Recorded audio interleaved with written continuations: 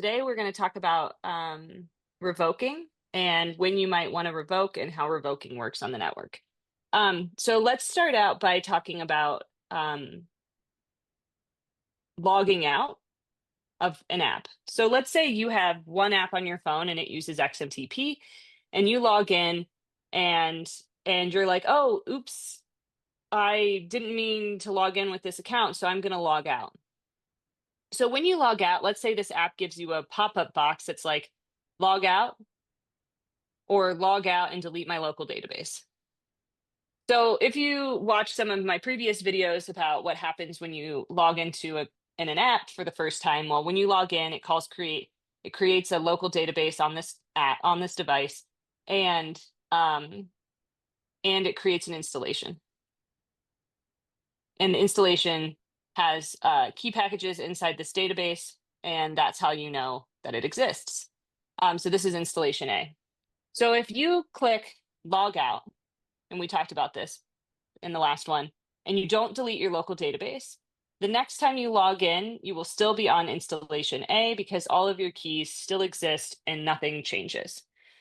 If you click log out and delete your database, it will delete this database, and the next time you log into app A with that same inbox ID, so you log out, but then you're like, and delete your local database, but then you're like, oh, actually, I did want to log in as that person. Now you're going to be installation B, and you're going to have a new local database. And so installation A still exists, and installation B still exists. So if you were to look at this inbox ID, and we talked about this the other video, the inbox state, you have a list of installation IDs, a list of addresses, and the recovery address. Recovery. We kind of discussed these in another video, so let's talk about the installations, list of installations. So right now you have installation A and installation B in here, but you deleted your local database of installation A, so you actually can't access installation A anymore. Like, it's kind of a dead installation. You can't actually get back in there because you lost access to the keys for installation A.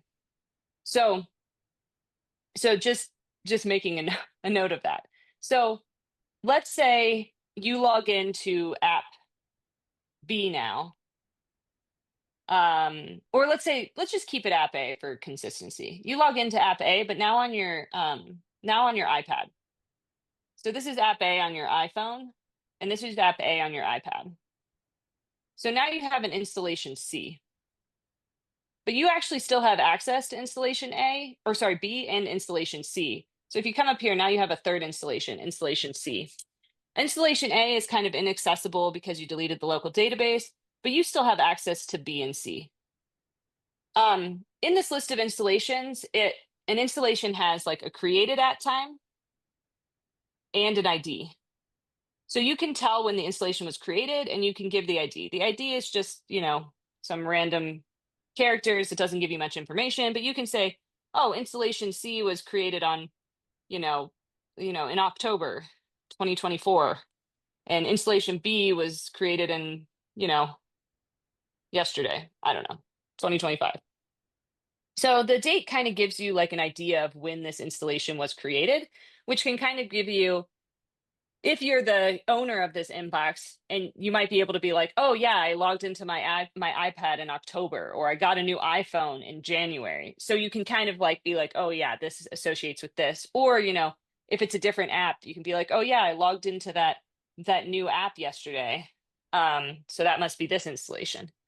So that's kind of what because we don't want to expose any identifiable information on the installation, we can't tell you like, oh, this is your iPad, or this is your iPhone, or this is for, this app, or this is for that other app. Really all we can give you is dates, and then you can kind of maybe like reverse engineer what those dates were with what actions you may have taken on those days or during that time of the year. So this is kind of a recap of how this all works. So let's talk about revoking and when you might want to revoke. So let's say you deleted your local database here, and then you logged in over here and you have installation B. Well, installation A is just kind of a dead installation that doesn't have any ability to access. So you might want to revoke the access to that, because as you remember from a different video, I did. Every time you get added to a group chat, you get added. When your inbox ID gets added, every single one of your installations is added. So that is 3 memberships to this group for just one person. So if you revoke A, now you have only 2 memberships to this group. And so it's good to like kind of clean up your dead installations you might have hanging around. One, because it keeps the group membership small. And two, maybe you don't want random installations hanging around that you don't actually know if you still have access to. You probably only want people being able to read your group chats or the installations being to read your group chat that you're aware of. And a reminder, a group is also a DM or a group when I say this. So um, this probably should just be called conversation. Um, so so that's one reason. Like, oh, I have dead installations hanging around and I just want to revoke them. The security preserving reason is I lost my phone. I lost my iPhone. And it's logged into XMTP in this app A. And somebody may be able to access my phone and read all of my messages because it is logged in to installation B. So given that scenario, you may be like, go on your iPad, you're like, okay, iPhone is gone. I would like to revoke B's access to all of my groups. So when you call this revoke method takes a signer. So you need to have a wallet and an installation ID. It actually takes a list of installation IDs. So in this case, if you just wanted to revoke B, it would just be B. So you would call revoke with a list of installation IDs. It would remove B's access. If the person who found this iPhone or whatever happened, if they tried to open the app would be logged out. It would not have any ability to do anything because it no longer has access. It's been removed from this list. And that means what happens, like if you remember my sync call, essentially the sync call gets called, on that group and it says, are there any identity updates? And it's like, oh, you know, um, this inbox ID, this inbox ID went from having A, B, C to just having AC. So remove B from the group, installation B from the group.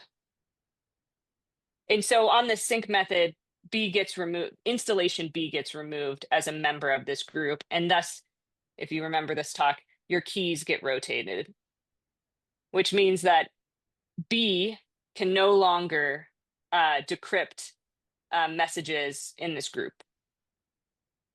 So any future messages going forward are like undecryptable. Also, when it gets revoked, it also loses the ability to create a client with access to this inbox ID. And so, if you remember the talk when I talked about building and creating, you would assume since the first thing you do when you open an app is called create client, if you can't create client, then you wouldn't be able to access the app anyways. So they would lose all access. But in the grand scheme of things, this is the important part. The installation B gets removed from the members, the keys get rotated. There is no, inverse way of there's limits the amount of damage that somebody could do by having access to this. The only other thing I'd touch on here is that we also have revoke all other installations method. So we have a revoke method that takes a array of installations. We also have a revoke all other installations. So if you don't want to look to see, this list and select each one that you want to revoke, like maybe you're just like, I just want to wipe away every single installation I have on this network except the one that I'm physically logged into right now. That's when you would call revoke all other installations. It removes, who knows how many places you're logged in, so you have to be aware of like the implications of this. It's like if you call revoke all other installations and you're logged in to like 5 different apps on your phone and you're in this app and you call this method, it's going to log you out of all of these um, of all of these apps. And the like maybe that's what you want, but you just have to remember that the downstream effects of that is that all of the local databases on all of these apps become inaccessible, which means that you lose your messages, you lose your consent states unless this app has all of those things already on it. So like as we talked about message history in a previous one, as long as these have been giving this information to the one that you're logged into, it shouldn't be an issue because this should have everything in its local database. But just remember that a lot of people forget that revoking installations cuts off your access to all these other apps, which means you lose access to your local database, all of those messages, and the ability to recover those messages from those places. All right. Do we have any questions? The ultimate revoke is if you have only one inbox and then you revoke that, then you've destroyed it. You can never return, basically. I'm thinking about like, what does it mean to like throw away your account forever? So there's no scenario where you can revoke yourself. So if you're on installation A, you cannot revoke installation A. You So can if I want only to like delete myself from the network, how might I? Or is that just actually you can actually revoke yourself. And cool? that would I actually did allow you to do that now that I remember it, now that you ask it. I actually did allow you to revoke yourself. I had written some logic to that said if you're trying to revoke yourself, like deny it. Um, but then Nick said no, we should allow people to do that. So yeah, you can actually revoke yourself. But if you revoke yourself, you will get logged out of your app immediately. Irrecoverably, right? Like there's just no, you will Yeah, never I mean you have those messages again. Yeah. you you will have the inbox ID doesn't disappear. You will Mm. still have an inbox ID, but the inbox ID will have an empty list of installations. Um, which means that there's no access to that inbox. What you would have to do is call create again, and then that would create an installation, but the inbox ID still exists. There would be no addresses, there would be no recovery address. Well, actually, there might be a recovery address still. Don't quote me on that. There would be no addresses, there would be no installations. Unrelated question. Over where we were talking about what we're willing to share about your existing installs when you're deciding what to revoke, like the October 2024 thing over there. Yeah, yeah, yeah. Like, we don't want to share much because that's all public. Is that correct? We want that to be like very, Yeah. okay. The inbox state is public information. You don't even have to log into the network to be able to get that information. So Cool. it is statically available. So you can just call like, yeah, you can just get the inbox state for an address on the network and it'll give you this information, but none of this information is like identifiable. Like it can't be linked to your messages, it can't be linked to your groups, it can't be linked to any information that could expose who you are or what you're doing. That makes sense. Because I was going to say, like, what I'm wondering is what other information could be helpful to the user that also meets that privacy bar of like the last time you used this install or something. But maybe that's just also too revealing. Anyways, good to know how it works. Hmm. Yeah, I don't know about that. I do know that like any sort of location data is just absolutely off the table. So Yeah, totally. And you're signing to revoke. So there's no situation where an app can revoke things for you behind the scenes. Like, I mean, or in possibly with the theory, I passkey guess world, with if we can sign for you. that's what I was going to say. If you have an Yeah. embedded wallet, you probably could. You just have to be careful. Like there is like with great power comes great responsibility. Yeah. Like revoking you know what your installation is, right? The app knows what their installation is. So it knows if it's revoking itself. However, it doesn't know like if like I how I kind of said it earlier, it's like A was a dead installation. I'm calling it a dead installation. Like there was no recovering this installation because you had deleted your local database. Um, but there's no way of knowing it's a dead installation. So that's that like you have no way of knowing that you deleted your local database, thus you'll never be able to recover it. Like my suggestion would be if you call log out and delete local database, you should also revoke yourself at that same time to just clean up any of these dead installations that might be lying around on your account.